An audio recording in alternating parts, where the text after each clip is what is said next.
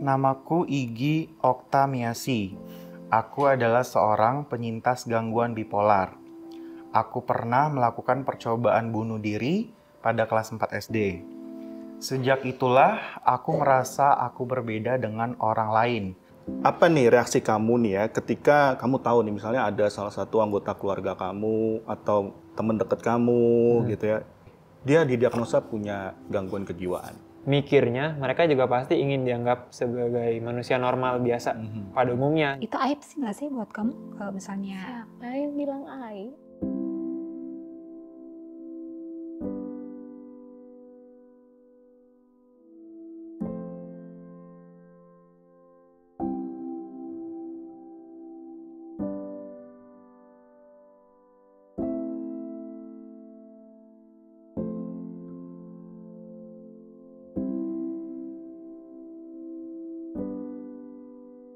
Oke, Rey, kita mau ngomong-ngomong soal masalah mental health nih ya.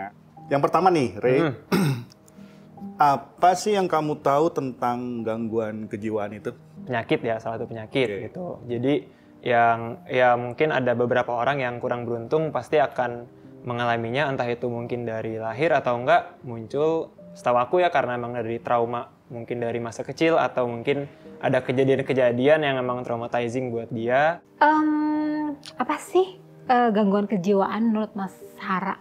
Kalau menurut aku, gangguan kejiwaan itu di mana kondisi batin kita itu lagi nggak tenang, lagi nggak tentram, sama lagi nggak damai. Menurut aku gangguan kejiwaan tuh ketika kondisi mental seseorang itu ada gangguan, jadi bisa mempengaruhi fisik dia bahkan atau perilaku dia setiap hari, hati dia terlebih.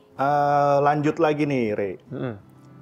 Yang di bayangan kamu nih ya, kalau seseorang memiliki gangguan kejiwaan itu kayak gimana sih? Orangnya itu lebih cenderung kadang menutup diri, yang biasa aku perhatiin ya, kayak gitu. Terus kadang dia mood swing banget nih orangnya. Jadi kalau misalkan memang seseorang tersebut yang aku kenal memang punya masalah kejiwaan tersebut, aku akan support dia, aku akan coba mengerti dia. Pertama pasti kalau misalnya aku tahu dia punya gangguan kejiwaan, simpati dulu, ngerasa kayak perilaku apa yang aku hindari sebaiknya supaya dia nggak semakin parah gitu. Aku mungkin nggak bisa menyembuhkan kamu, tapi aku bisa membantu kamu untuk survive, at least. Terus, nah nih ya, kalau misalnya Mas Hara nih ada peluang pekerjaan, kira-kira Mas Hara mau nggak sih mempekerjakan orang dengan yang punya isu kesehatan mental? Kalau aku dikasih pertanyaan seperti itu, nggak apa-apa sih menurut aku gitu. Karena yang perlu diperhatikan lagi kalau menurut aku ya, kalau misalkan mempekerjakan seseorang, ya kita menilai dia berdasarkan performa kerja dia, profesionalitas dia. Jadi kalau misalkan memang isu kesehatan yang dia punya tidak berdampak ke dalam pekerjaannya tadi, ya nggak apa-apa gitu. Tergantung bidang pekerjaannya kayak gimana. Kalau misalnya dia emang bisa, dia masih bisa kontrol diri dia, atau dia masih bisa melakukan aktivitas dia sehari-hari seperti biasa, nggak apa-apa sih. Yang aku percayain, kalau ada kekurangan pasti ada kelebihannya juga gitu loh. Jadi mungkin orang itu ada kurangnya di satu sisi, tapi pasti dia ada juga yang mungkin dia lebih tekun atau mungkin dia lebih bisa fokus di satu sisinya, seperti itu. Itu aib bukan sih? Enggak sih menurut aku, enggak aib. Malu nggak sih kalau misalnya open gitu? Enggak. Siapa yang bilang aib?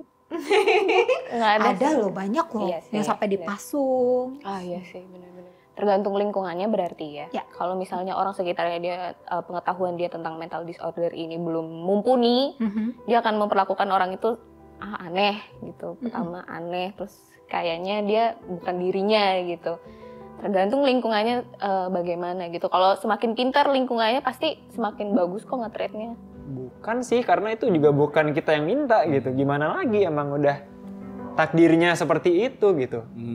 Dan ya untuk apa juga ditutup-tutupin dan untuk apa malu juga. Menurut kamu nih, kalau pergi ke psikiater yang ahli-ahli itu ya, ahli-ahli kejiwaan itu, atau ke psikolog gitu ya, Itu menurut kamu itu hal yang wajar atau sebetulnya itu masih menjadi stigma juga nggak sih gitu? Untuk sekarang ya, aku nggak tahu kalau dulu mungkin emang orang-orang masih stigmanya kayak kalau ke psikiater berarti itu ada yang salah.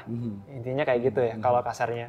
Cuman kalau sekarang sih kayaknya udah mulai banyak ya masyarakat yang emang terbuka juga tentang si psikiater ini. Bahkan orang yang nggak ada gangguan kejiwaan aja kadang-kadang ya dari aku juga temen aku juga ada yang kayaknya gue pengen nyoba deh, gue pengen ngobrol nih sama psikiater. Ya, dan menurut aku ya itu sah-sah aja, it's better, safe, itu lebih safe sekarang gitu loh. Daripada nanti taunya di akhir-akhir kayak ternyata dia ada gangguan kejiwaan gitu. Enggak. Justru itu adalah hal yang terbaik yang bisa kita lakukan untuk menghadapi masalah tersebut gitu. Harusnya enggak. Justru kalau kamu ngecap diri kamu sendiri sebagai kayak gue punya ini deh, justru itu yang malu-maluin. Setiap kayak di sosial media terlanjur self-diagnose. Oh iya.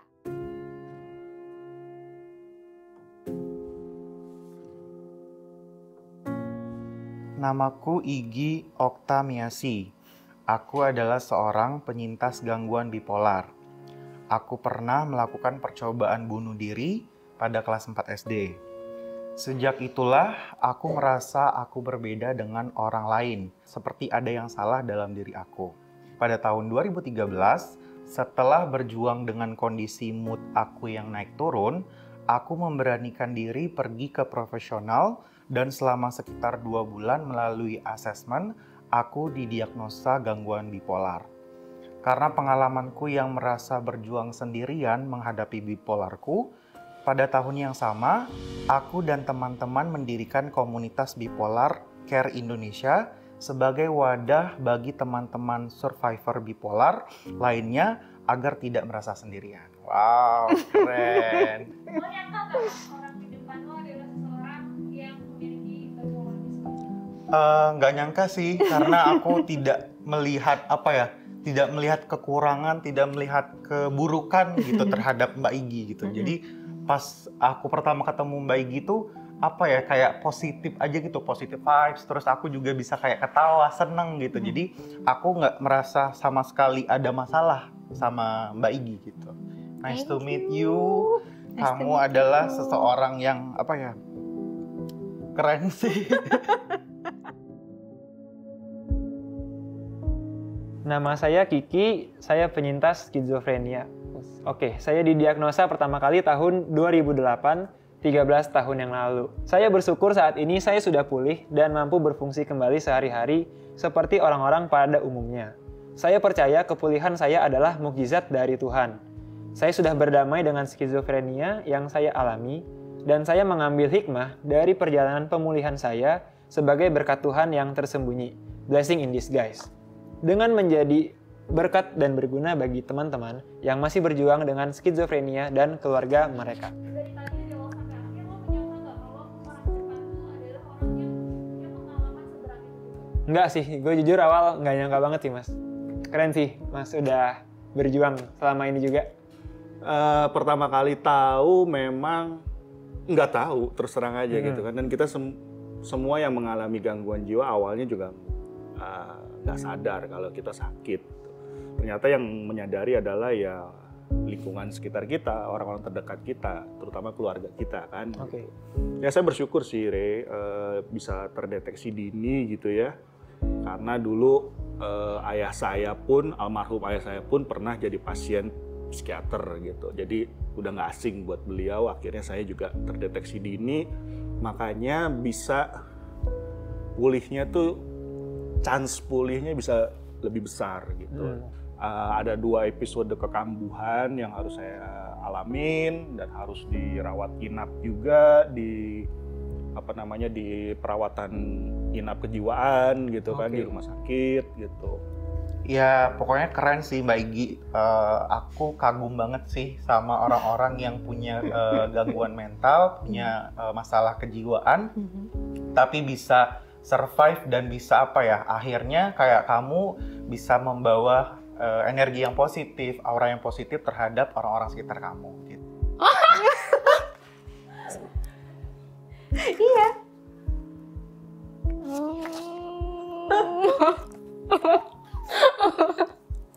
Nggak apa-apa. Kita baru ngobrol kayak 10 menit tapi sudah ada kontak batin loh.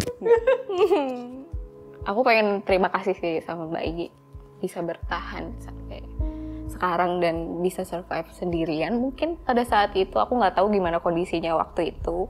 Cuman aku bisa bayangin sih seberapa beratnya sampai sekarang. I'm okay, sometimes ya masih roller coaster tapi oke sih, masih bisa produktif, yang penting gitu, masih bisa making money, masih bisa hidup mandiri gitu. Thank you ya buat support jawaban Iya yang dong. sangat suportif.